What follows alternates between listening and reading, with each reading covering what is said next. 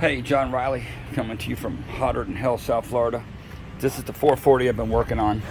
I went ahead and pulled it all apart today and added the other ring, the second lower ring. I found another 50 millimeter ring and just checked the cylinder after running it because the piston was really rough. It's the only piston I got, so I just sanded it.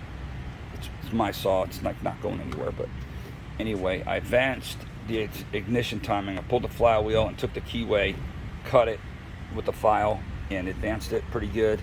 I opened up this exhaust port quite a bit and put the screen back in. I used a carbide cutter to do it.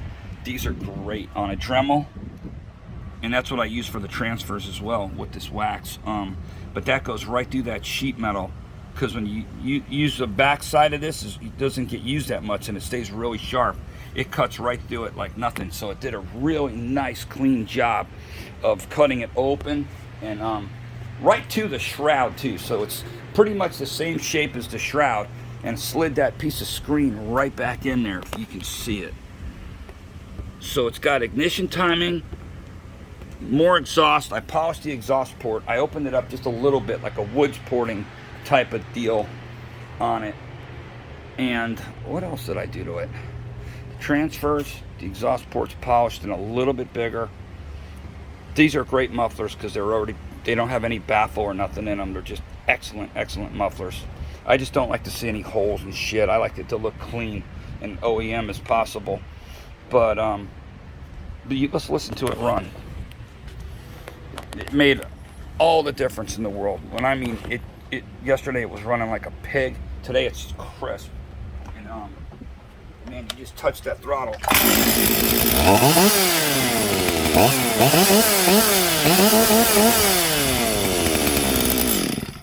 And for all you guys that are like, hey man, you gotta warm up your saw before you rev the shit out of it, it's been running already. It's already warmed up.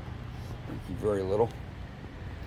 Anywho, that's the 440 I got from the trailer park from some guy. A friend of mine got it from some guy.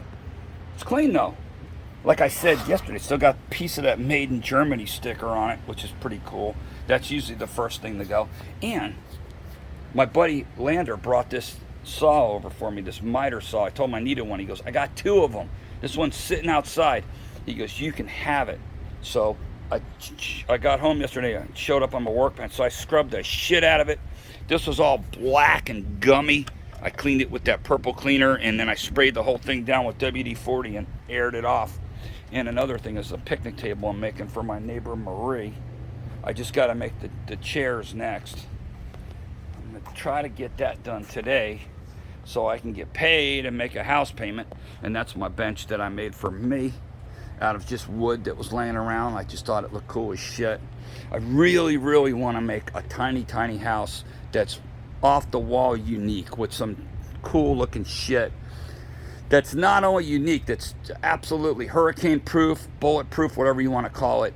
It's super heavy duty, and I plan on putting it in my backyard, and that's where it's going to stay. So I don't care how heavy it is and how thick the wood is. But man, me and my buddies that do tree work, mostly them guys, they get us so many trees they just take to the dump, and it's like, man, there's so much good wood out there.